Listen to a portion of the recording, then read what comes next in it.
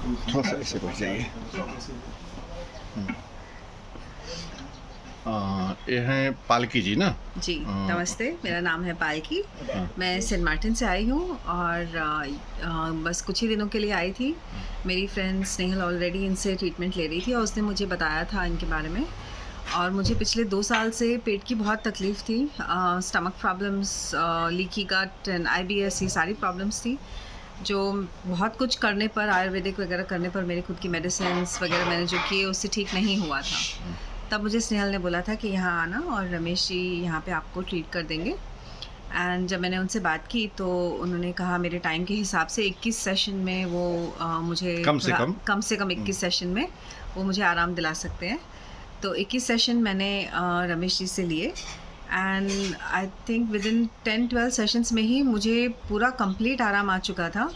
But क्योंकि 21 session important थे तो वो मैंने सारे फिनिश किए। एंड सिर्फ पेट के अलावा मुझे शोल्डर पेन था, मुझे पैरों में प्लांटर फासाइटिस की वजह से मैं ज़्यादा चलती थी तो उसके बाद मुझे सुबह बहुत पैरों में दर्द होता था, मैं नहीं सुबह को चल पाती थी फिर।